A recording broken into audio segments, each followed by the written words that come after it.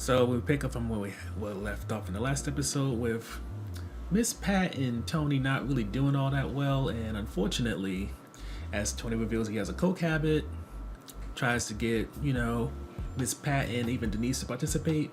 Things only get worse because Denise is really not feeling Tony, and the more she learns about Tony, the more she don't like him, and she just can't keep her mouth shut about it. But after a certain point, it kind of affects Miss Pat's money in the business, so she tries to back down. However, Tony don't know how to keep his mouth shut, and he keeps forgetting that Miss Pat knows that he's cheating on his wife.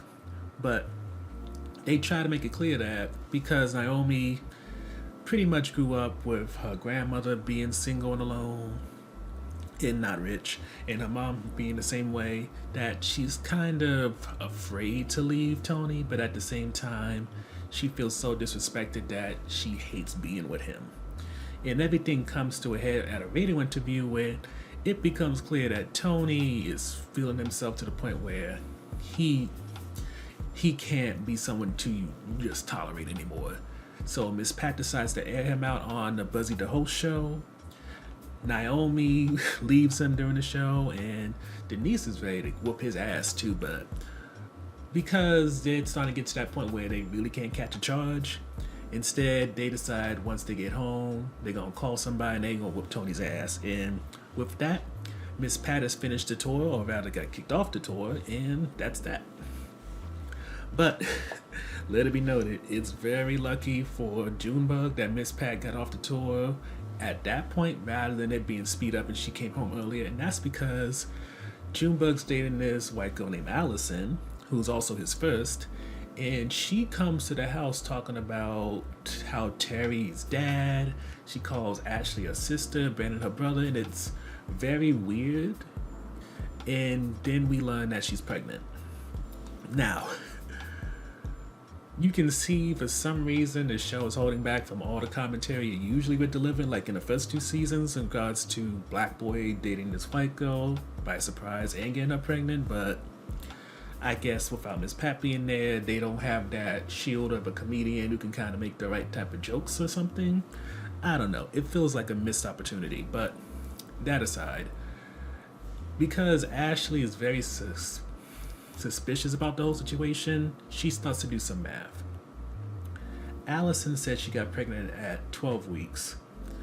Junebug says he did the deed around 7 weeks. So the math ain't mathing.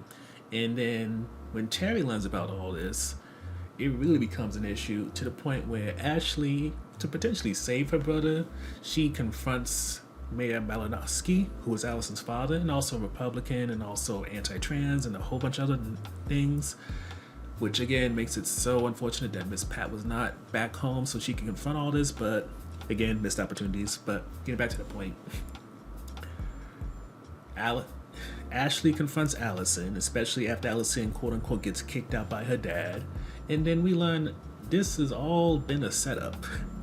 Not a setup for, Allison to get pregnant by a black kid so that it could look good for her father's re-election campaign, but rather Allison messed around with a black kid before Junebug. That dude dropped her like a bad habit after he got his taste of jungle fever or whatever. Or rather, she got her taste, whichever way you would put it. So the idea was, let's get a nice boy. Junebug's a nice boy. Allison let him hit. And with that, she thought she would have a nice father figure for her kid. But as shown, Allison's dumb. She didn't give the right time frame, and with that, the whole situation ends in Miss Pat's none the wiser. Terry gets to know some things that he can keep a secret, which, who knows, could be an issue down the road. But I still feel like that whole abortion thing it got resolved too quickly. So Terry holding on to Junebug almost getting a girl pregnant, he may see that as him keeping secrets the same way that Miss Pat tried to keep a secret or did something without telling her. But that all depends whether or not Terry wants to be petty or not. That aside, in terms of review, one of the main highlights for us is just the audience commentary, because a lot of sitcoms and shows like this, you can kind of tell that they're using a laugh track or something, but when you listen to the Miss Pat show, you can hear the commentary, whether it's when there's Bible verses being spoken and Miss Pat decides to remix them, or when the pregnancy thing happens and you can hear an audience member talking pretty loud and clear to the point where I'm kind of mad it wasn't subtitled. You know when there's a joke, when there's a reaction on the Miss Pat show, it is absolutely real. The second thing that I thought was definitely a highlight is that when it comes to the line between love and hate lesson that Terry says he's going to have Junebug experience, that was hilarious. Just because it's really going to teach Junebug in ways I don't think Terry or even Miss Pat can, regarding not just messing with people and like having sex and relationships, but also learning to watch who you sleep with, because some of them could be crazy, and you trying to go back for seconds or anything like that, that could be a death warrant. Which leads to the on the fence topic, which, as we noted during our recap, pretty much is just all the conversations that we could have had regarding Junebug dating a white girl that seemingly they just danced around.